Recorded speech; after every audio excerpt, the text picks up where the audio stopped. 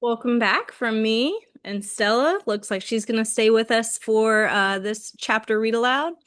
Tito's snoozing behind me. We're going to go ahead and move on to chapter 14 of Pax.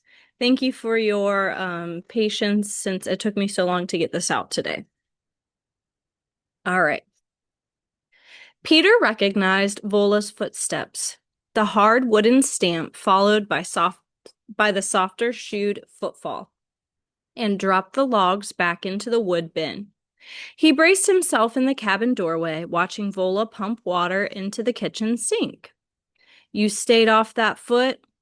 Pretty much. Actually, he'd gotten up at least a dozen times to do pull-ups on a beam, and he'd lifted logs for half an hour. His arms were sore and his foot hurt a lot when it wasn't raised, but he hadn't been able to lie around doing nothing, knowing Pax was still out there. Vola began lathering up her hands without turning around. You write that note? Peter pulled the crutches to his sides. Already felt secure when they were tucked under his arms. I did, but no buts. You write once a week. The bus driver friend I told you about, Robert Johnson, I ask him. He'll mail them from different spots along his route. First condition, remember? Peter tried a sharp turn, wobbled, but righted himself. He swung through another turn, smoother. All right. Okay. Good. Vola hung the dish towel on its peg, crossed to the fireplace, and began shredding newspaper onto the grate. Let's move to the second condition then. That charm bracelet you carry, I'm guessing it was your mother's. Why do you carry it with you? Why that particular thing? Peter felt his body go instantly rigid, the way it always did whenever anyone asked about his mother, as if it had to freeze to decide whether it was okay to talk about her or not. Usually with strangers, it wasn't. So he was surprised when his hands relaxed their grip on the crutches a little and his throat eased open. She wore it a lot. Oh, I'm sorry, she always wore it. She'd hold her wrist up so I could play with it when I was a baby. I don't remember that, but I have seen a picture. I do remember her telling me about it, though. About the charm, I mean. It's a phoenix. That's a special bird. It's red and golden purple, colored like sunrise, and it rises from the ashes. I know what a phoenix is. Right, but out of its own ashes. That's the part my mom cared about. Its own ashes? When it gets worn out, it builds itself a nest high in a tree away from everything. Peter stopped. It suddenly occurred to him that Vola's cabin felt like a nest. He circled on the crutches to look around. Yes, a secret, protected nest surrounded by trees, away from everything. He turned back to Vola, who was cross-stacking kindling. He hoped she hadn't read his mind. So the phoenix fills the nest with its favorite stuff. Myrrh and cinnamon is what's in the story, I think. Then the nest ignites, burning the bird's old body. And the new bird rises up out of the old bird's ashes. My mother loved that. She said it meant that no matter how bad things got, we could always make ourselves new again. Vola didn't respond. She touched a match to the shredded paper and watched as it caught fire. Her face looked grim in the light of the new flames. She added 2 logs and then a third. Go try those crutches outside while there's still some light, she said without looking up. Peter opened the front door and navigated the step, relieved to get away. He didn't have a clue what he'd said wrong. Living in the woods all alone probably made a person weird, but she was right that he needed to practice outside. He'd lost a whole day now, a whole day. Maybe he did need some time to train and heal, but he was leaving as soon as he could. He left the cleared yard and headed to where uneven ground was snarled with roots and bush. It took a torturously long time to circle the cabin. His second turn around was a little faster, and by the 5th circuit, he felt almost comfortable. But he was bathed in sweat when he swung back inside. The cabin was quiet except for the gentle crackling of the fire. Vola sat in an armchair, sewing something yellow. The quiet and the way the setting sun seemed to wash the cabin in peace, as if everything were right with the world, suddenly felt mocking to Peter. Everything was wrong with the world. Another day had passed when Pax had been out there alone. Another night was coming when he would be cold, probably hungry and scared too. And what if he hadn't found water? He took a lurching swing across the room. Halfway across, one crutch caught on a rug, and he had to stab the other into the wall to keep from crashing into a lantern. Shorter steps. You'll get the hang of them after a while. After a while? My fox will be dead in a while. He dropped the crutches and sank to the chair at the kitchen table. What's the point anyway? How is this supposed to work out? Lola dropped her sewing. What do I look like? A magic 8-ball? She went out to the porch and came back and arranged the ice over it. I don't have your answers. The sight of his useless foot reminded him of everything he couldn't do now. He looked away. Why not? Aren't you supposed to be wise and all, living out here by yourself with all these? He threw his thumb toward the jumble of notes tacked on the board behind him. All these philosophy bingo cards? You're supposed to be wise at least, aren't you? Or witchy or something. Peter almost didn't recognize himself. Back talking the woman like this? He felt as if he were short-circuiting, as if his impulses were leaping directly out of him without passing through his brain. But once again, he wasn't where he should be, and now his foot was too wrecked to get him there. And Pax was still out there alone. Vola pulled a bucket out from a cupboard and set it in the sink. Philosophy bingo cards. She looked only mildly insulted. I'm trying to figure out my own life. I don't have your answers. So who does? And don't say my father, because he's a little absent these days. And because he caused all this. Peter hardened his jaw against saying the words and forced himself to breathe slowly. He wasn't angry. He was just frustrated. Anyone would be. Sudden tears threatened. What was wrong with him lately? And he knuckled his eyes. Lola started over toward him, then seemed to change her mind. She backed away to lean against the kitchen counter. You are angry, she said simply, as if she were noting he had dark hair or the sun was going down. I'm not angry. But he forced his fists open and counted 10 slow breaths, fighting it the way he always did. Because what if he was like his father, with that threatening kind of anger, the kind that was always simmering, the kind that could boil over at any time and hurt anyone in the way? The apologies afterward never healed the damage. He squeezed his eyes shut against the tears still crowning. I'm not angry. It's just that I didn't choose it. I didn't choose for there to be a war. I didn't choose for my father to join up. I didn't choose to leave my home. I didn't choose to go to my grandfather's, and I sure didn't choose to abandon an animal I took care of for 5 years. You're a kid. You don't get a lot of choices. I'd be angry too. Diableman angry. I told you I'm not angry! Peter gulped into a sob that somehow escaped as a twisted laugh. He was short-circuiting again. And you're in love with that word, you know. What are you talking about, boy? Diableman. What is it, a swear? You're in love with the word Diableman. His wiring felt totally fried. If we were in 2nd grade, I'd tell you were so in love with that word that you should marry it. She squawked a loud crow's caw.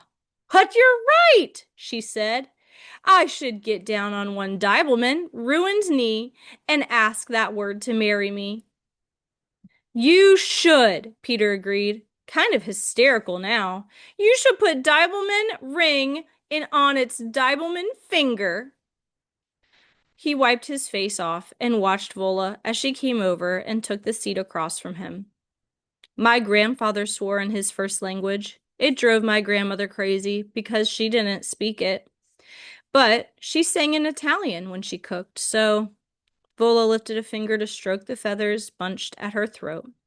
I carry many traits, she said quietly.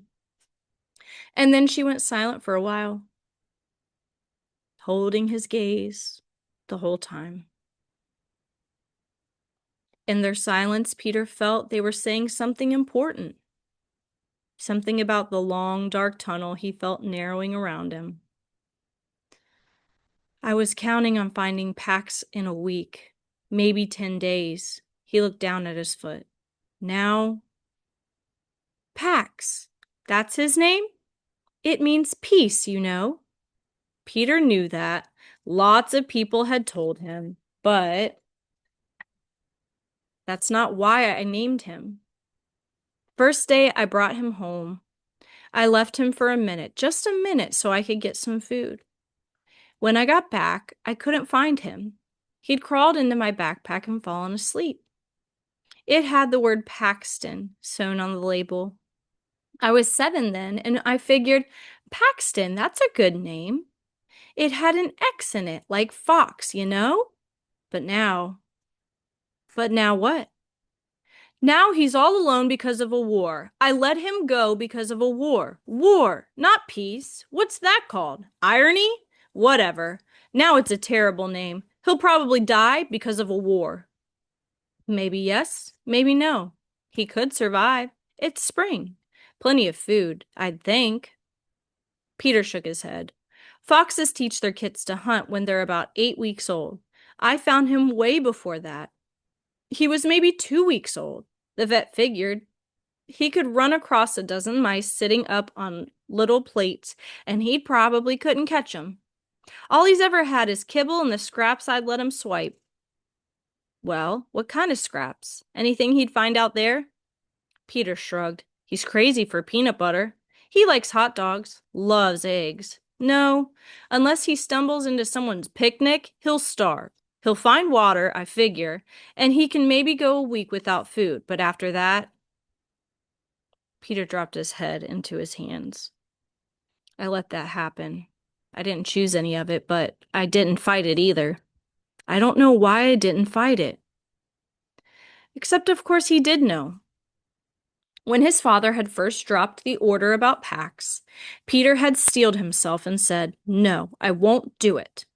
But his father's eyes had flared with that flash fire anger, and his fist had jerked up, stopping only at the last split second to knuckle Peter's cheek in a gesture that carried enough threat to set Pax on growling alert. Peter's own fists had come up, and the rage he'd felt at his father had scared him more than the threat itself. He heard his grandfather's words now. Our apples don't fall far from the tree. And he felt sick and afraid all over again. He dropped his gaze to the worn pine table to hide the shameful headline he felt burning across his face. Vola reached over and cupped the top of his head with both hands. Peter froze. Except for an occasional attaboy shoulder shake from his father, or a casual arm punch from one of his friends, no one had touched him since his mother. Vola paused as though she knew he needed time. Then she pressed down firmly. It was a strange thing to do, but Peter didn't pull away, didn't move a muscle, didn't even draw a breath, because at that moment her strong grip was the only thing keeping him from flying apart. Well, that's over now, she said, isn't it? She rose. I may not have your answers, boy, but I do know one true thing about you. You need food. A lot of food. You're 12, you've slept out in the cold, and you've got a bone to heal. I'm going to set that bone now. Then I'm going to start cooking, and you're going to start eating, and neither one of us is going to stop until you say so. Got it? Peter's belly was suddenly a hollow, snarling crater. Yes, ma'am, I got it. Vola rummaged under the sink and drew out a sack of plaster. Peter watched her sift some into the bucket, and then pump in some water. She brought over the thing she'd been sewing. Foot up. Vola propped a pillow under his knee and worked a quilted sleeve over his leg, like an open-toed sock. He recognized the yellow checked material. He glanced into the bedroom to be sure. You cut up your quilt? I can make another one. You need the cushioning. She took another section of quilt and stripped the batting off, then ripped the yellow calico into strips and dunked them into the plaster. Hold your foot at a 90-degree angle. Around and around his foot and ankle, halfway up his shin, she wrapped the strips. When she'd built a thick boot, she frosted it with more plaster. Don't move, not even your toes. Vola left for the porch and came back with her arms full. She set 2 iron skillets on burners, flipped a hunk of butter into each, and turned on the flames. She cracked a couple of eggs into a yellow bowl and started whisking in milk, then cornmeal. I'm going to pause for a second to respond to an important message, and then I'll be back. Sorry about that. A cool breeze, fragrant with turned earth and frying butter, lifted against Peter. He looked at the sturdy cast drying, his foot safe inside, now, wrapped in what used to be Vola's quilt. I'm sorry about how I've been. He tipped his head to her bulletin board. My philosophy bingo card, she said with a nod. No bat, Peter. Those things are just things I figure to be true about the world, the universals. The important ones are the things I figure out to be true about me. I keep them somewhere else, private. How come? How come they're the important ones, or how come they're private? Peter shrugged. Either, both. He leaned back, waiting. Vola eyed him as she sawed a slice of ham joint off and forked it into one of the frying pans. She dipped out 3 ladles of batter, poured them, sputtering, into the other pan, and set the bowl down. I'm going to tell you a story. When I got out of the service, I didn't remember a single true thing about myself. That's what training does. No more individuals, just pieces they can mold to their machine. I was lost my first day as a civilian. Lost. I went into a grocery store. I stared at all the choices, and I kept wondering who I was supposed to be buying groceries for. What filled this person's hungry belly?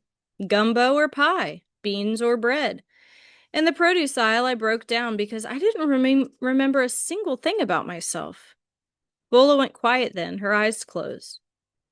What happened? Peter nudged after a moment. What happened? In the store. What happened in the store? Oh. She turned back to the stove and flipped the Johnny cakes. Peanut butter. Peanut butter happened? Vola tossed her hands into the air. Peanut butter happened, and I was lucky it did. There I was on the floor of the grocery store, dirty, red and white, checked linoleum. I will never forget, weeping. And I knew I wouldn't get up until I remembered what kind of food I liked. Vola stacked the Johnny cakes on a blue plate, then paused. Peter thought she might be drifting back to the memory of that grocery store floor. He was glad he hadn't seen something like that, a grown woman sobbing on a dirty grocery store floor, a crazy lady with one lost leg. He felt suddenly protective and hoped no one had laughed at her, and that she had gotten herself out okay. And finally I did. I remembered my grandmother telling me that when I first discovered peanut butter sandwiches, I wanted one every day. So I got up from the floor and I bought myself some peanut butter and bread. I filled my cart with peanut butter and bread because I decided I wasn't coming back until I knew for sure something else I liked to eat. And I was afraid that might be a long time. She added the ham to the plate, slapped on a scoop of applesauce, and brought it over to him along with a white pitcher of maple syrup. Eat. Peter flooded the plate with syrup and loaded a fork. The cornmeal had a gritty crunch. The ham was smooth and salty against the sweet syrup. It was the best food he could remember eating. And was it? He asked, when he'd cleaned half the plate. A long time before you remembered something else? Vola pressed a finger to the drying cast. Almost set. Keep still a while longer. She went back to the stove and carved more ham and ladled more batter into the skillet. It was.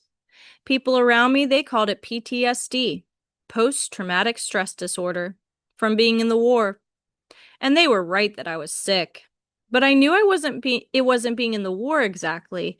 It was that in the war I'd forgotten everything that was true about myself. Post-traumatic, forgetting everything about who you are disorder. That's what I had. My grandfather was in a nursing home by then, and he was dying. I went out to his place. It had been my old home, too. My grandparents raised me for a couple of years to clean it out. It was the end of summer. The orchard was an untended mess, but there were still some peaches hanging on. And that was the second lucky thing that happened to me after the peanut butter, because I suddenly remembered, Lord, had I loved those peaches. I used to sneak out in the middle of the night to pick 'em. I'd sprawl on the grass underneath those trees with fireflies flashing all around and katydids singing, a heap of peaches on my belly.